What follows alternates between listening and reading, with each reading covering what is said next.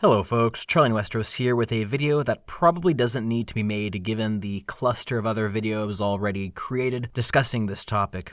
However, for those of you who have been following my channel for a while, especially those of you who've been following me since 2013 or so, in the dawn age of GOT YouTubers when our numbers were few and far between, you will know that Daenerys was one of my favorite characters in the books, and for a time in the TV show as well.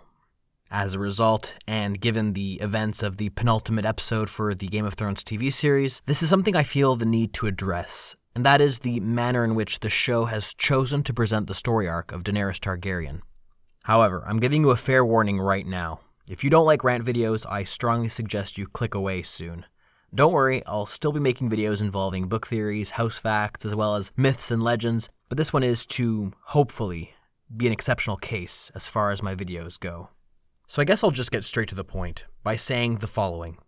Believe it or not, despite being a Dany fan, I'm not against the idea of transforming her into the Mad Queen figure of the series, or a pseudo-Anakin Skywalker figure, if you will.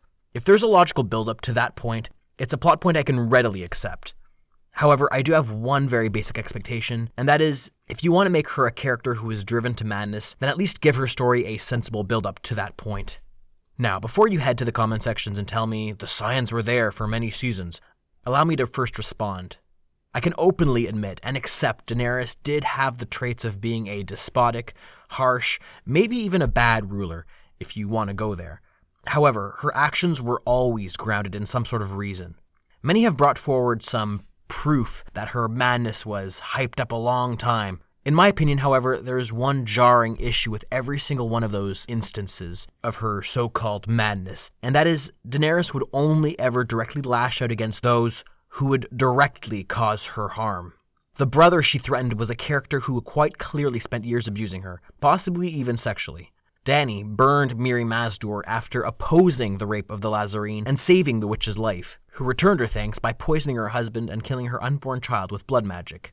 In Season 4, she comments to Sir Barristan about answering injustice with justice. She also makes a bold statement to Sir Barristan how she is not the man her father was. In Season 7, when she burns the Tarlys, it is following their defeat and refusal to surrender or support her claim.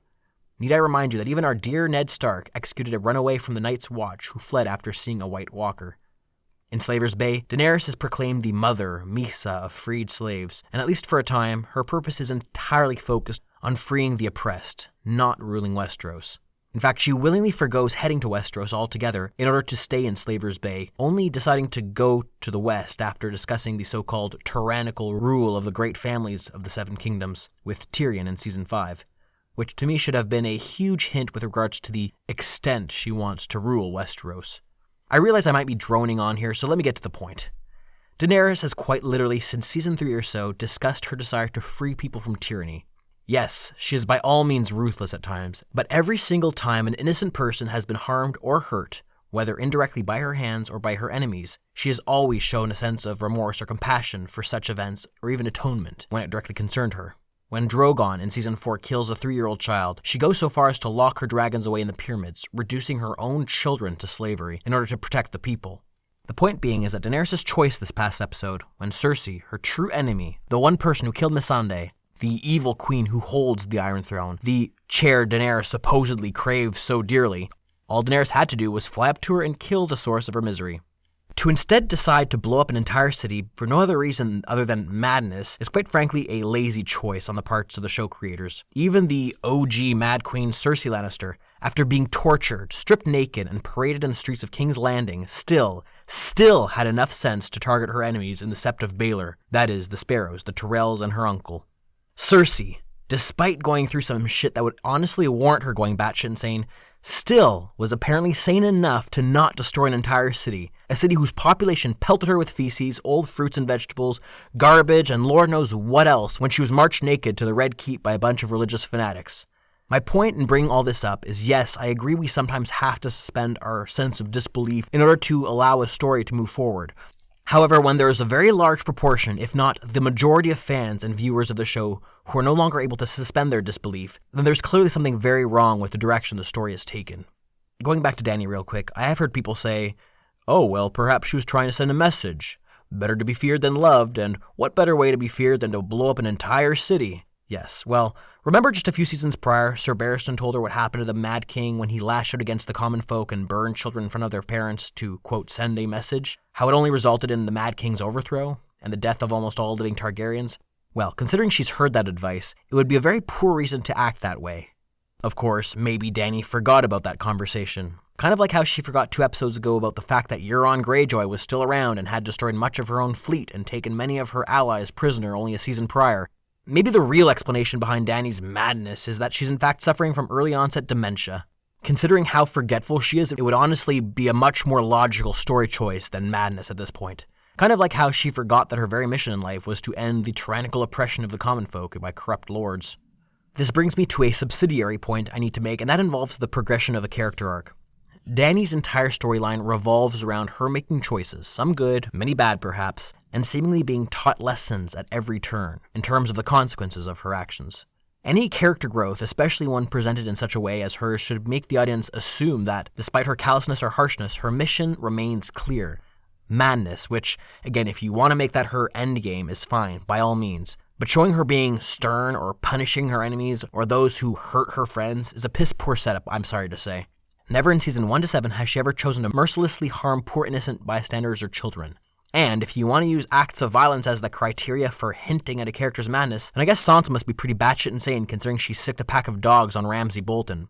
Arya is also pretty psychotic herself, having gouged out the eyes of Meryn Trent. Thank God the Stark girls don't have dragons, because clearly their endgame is madness, and they just as readily burn down the entirety of the Seven Kingdoms.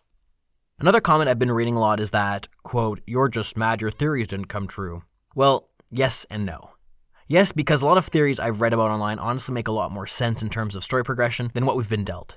But also no, because honestly I don't make a lot of theories. I like making videos discussing topics surrounding the lore and then give my own 2 cents on the matter, but I've seldom made those grandiose theory videos mainly because I'm honestly not creative enough, nor do I rarely have a firm theory I 100% buy into, other than the basic ones. So no, I don't really care about me or any other theories not coming to pass. All I would have liked is for something at least somewhat logical to occur. Something somewhat plausible. Something I can suspend my disbelief just a little in order to accept. It's one thing to subvert expectations and go against the typical narrative of stories. It's an entirely different thing to just toss a curveball in a story, cause YOLO. Based off of what we've seen in terms of Dany's story arc, what is the moral one can deduce from Game of Thrones? Well, this is what I got. The moral is apparently that central characters will go against their own values, what they cherish most, just to become ruler of the Seven Kingdoms. If that's truly the case and the intent in the show, then fine. But it seems like a rather weak reason. Just look at the White Walker threat. So many characters who are made aware of them, and in Dany's case, have even faced off with and defeated those beings. They've pretty much faced the most terrifying creatures in existence.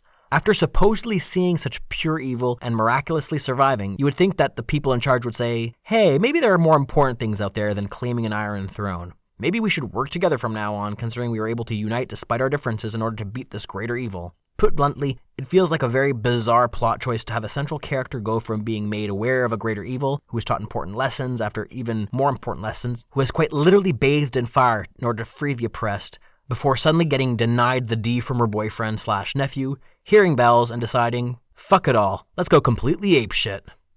Okay. At this point I realize I probably come across as extremely butthurt, and in a way I am. I wasn't lying when I said I was going to rant this video.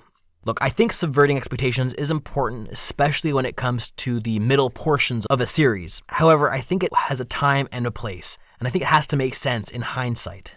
A lot of what I'm saying isn't in any way new, I realize. After working out my thoughts, I've seen other YouTubers say similar things, and I've debated the point of even making this video. So really, all I can do is ask you to take this video for what it is. A longtime Game of Thrones fan who is just letting you know how he feels. At the end of the day, life goes on, and for me, this obviously isn't the end of the world. But it would be nice to see a show I followed for so long have a semi-decent ending. I guess we'll see what the finale holds. Until then, I might make a final predictions video for that. Alright, I'll leave my thoughts at that. Don't worry, I'll still be producing content, whether it be Game of Thrones, A Song of Ice and Fire, as well as myths and legend-themed videos in the future. Anyway, hit that like button and subscribe if you were, entertained. And as always, I will see you all next time.